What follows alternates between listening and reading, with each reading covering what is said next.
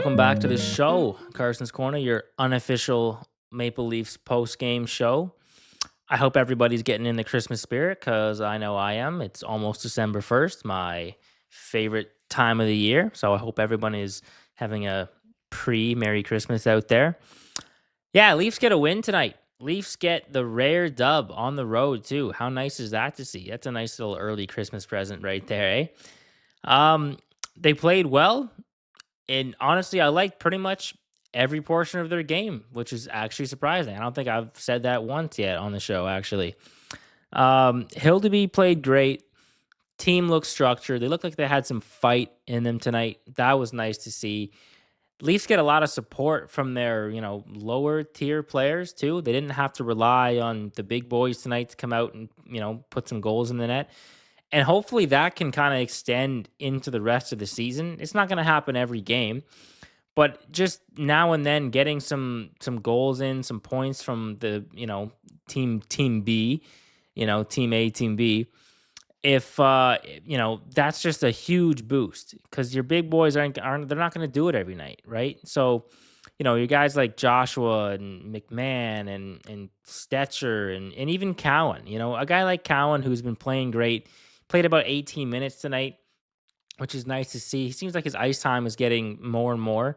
And, I think you want to keep it around the 18, 20-minute mark max because you don't want to overdo him. But for a kid like him, like he's really playing a big role spot on this team now. He's scoring goals that are very critical. And he's scoring good ones, too, with some real conviction. Especially tonight with that nice little, back and forth pass with Nylander, shoots it in there.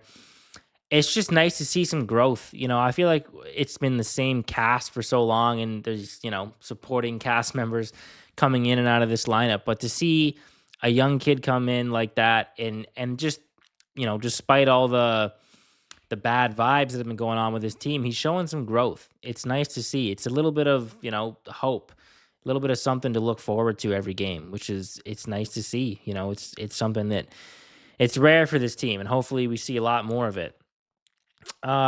Hildeby, proud of his game tonight. I've watched a lot of his games. He looks pretty shaky in there sometimes, and he's a big guy too. He's like 6'6", and tonight he actually looked like that. He looked calm in there. I think he really settled the team down with a lot of his saves. Didn't have to make too many crazy ones, but overall he really just kept him in there and kept the game out of reach for most of it, which was nice. I think that gave the team some confidence to build off of. And when you have a solid goalie in net where he's going to make the save, you can take a little more offensive risk, which I think they did tonight, for sure. They put 7 up on the board, which was pretty unusual. But it was, with Stolarz being out in space essentially because this phantom injury that's getting seemingly worse and worse by day, hasn't even stepped on the ice now in weeks, which is ridiculous. I'm kind of hoping that you can kind of have like a Wall Hildeby little battle going on here.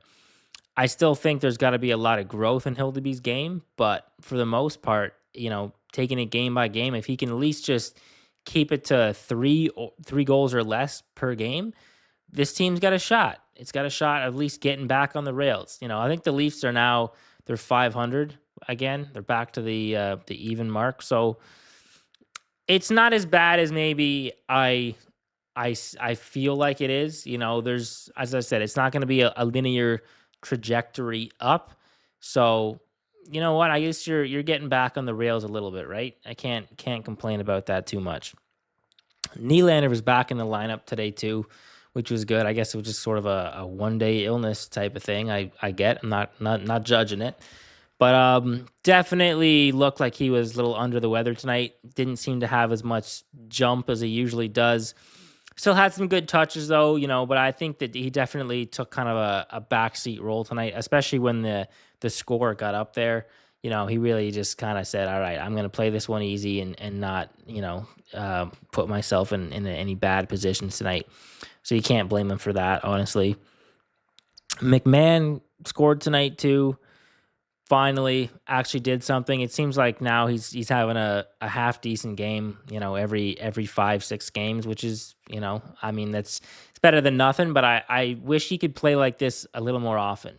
Like he's a guy that I think that a lot of Leaf fans expected a lot more from after getting, the contract that he did, which it wasn't a lot, but it was, you kind of expected him to play a little bit more of a main role. And he seems like, well, I mean, a lot of players on this team too, but he just seems like he's really been kind of coasting most nights. And he's a big guy. You got to go out there, use your size, get to the net. And tonight he did that. So that's one game, but I want to see him continue that because he's a guy that you need. That he even last season, they didn't rely on his offense, but he definitely contributed a lot and helped them win a lot of games. And this season, he seems like he's just been kind of just floating in the background a little bit more. So he's somebody that just needs to elevate his game a little bit to kind of help him out here. OEL scores again too. I definitely would say, from my perspective, that he's sort of your main, strong defenseman back there who you trust the most. I think Riley's definitely had a little bit of a rough start to the season. And there's always talk of trading him, and I personally hope he doesn't get traded. I'd love to see him finish his career here. Riley had a good night tonight too, but yeah, OEL just seems to be like that little more of a offensive defenseman. It just seems to be a little more fluid with the puck, which is just, the Leafs need that back there. It seems like the defense is really often they're slow moving up the puck, getting it out of the zone, and he just seems like he's a little faster with it. I don't know if it's an age thing or what, or just just something about him. He's doing a better job back there. So I think he only played it was just under 14 minutes tonight too. And surprisingly, Stetcher actually played 24 or almost 24, which is the highest of any D tonight. So I know Stetcher scored there too, but I personally would like to have those numbers switched. I don't know why, he's only playing 14. That's something that I personally would like to see that up near again 2022. I think he's just a more reliable defenseman that in future games where you're not putting up 7 goals, he's somebody you got to have out there almost every other shift if you really want to have some rock solid defense back there. Now, again, with Tanev and Carlo eventually coming back, whenever that is, I think that'll definitely shake it up too. Hopefully, they can come back strong. But for now, I'm pretty happy with his game. I just wish he would play a little bit more. Robertson tonight too. Um, Kind of didn't really, do much the entire game until the last little bit there when he's, strips Dumba, and then goes in, puts it 5 hole. Just so cool and calm about it. Was absolutely beautiful. And the nice thing for me too is that was actually the last leg to my parlay. So good on Nick Robertson for making me some money tonight. That was nice to see. Pretty unexpected moment there. Um, but yeah, you know what? Really happy with how the Leafs played tonight. I think they did a good job of shutting down Crosby, Malkin too, which we got a lot of shots tonight, a lot of good chances, but a lot of them were to the outside, nothing too serious. I know Crosby did score, but it's one of those kind of shovel plays near the net, just sort of how the puck bounces, nothing you can do. But overall, in terms of the competitive level here, I think they really did a good job at just keeping them to the outside and playing them pretty physical too, which I think is great. Now on honestly to the Leafs penalty kill, that was a really bright spot too. Whenever this team goes down and they always seem to take a horrendous amount of stupid penalties that are just completely unnecessary, it really doesn't phase me at all. There's very good confidence. Now, again, for some reason 5-on-5, they seem to get hemmed in all the time and can't seem to get the puck out. But when they're down a man, they seem to be very good at actually, killing off penalties. I think they're 18 of their last 20 now. So that's pretty good. As I said, I hope that can extend to the rest of their game and their 5-on-5 play, but I'll take it for what it is now, which is good. But again, I mean, you still got to take less penalties. There's just, some of them are bad calls. I get that, but there's a lot of times you're just making plays where you're shooting yourself in the foot, which is, you got to just sort of clean that up a little bit, right? But that's pretty much it. Second period, honestly, was pretty back and forth. I had one eye on the Raptors for most of that period because they're honestly just they're on a pretty good run right now, and that's a little bit more of an interesting watch, honestly. But unfortunately, I guess maybe just because I tuned into the game, Raptors win streak comes to an end tonight against the Charlotte Hornets. 118 to 111 on a game that they really should have won. Honestly, it was they were up by 10 or 12 at one point near the end there, and I flipped the channel thinking, yeah, this is an easy one. They got it, and of course, in true Leafs fashion, they give up the lead tonight for a loss, but that's all right though. I mean, still 9 straight games, great winning streak. They lose one, they'll probably win at least another 4 or 5 in a row.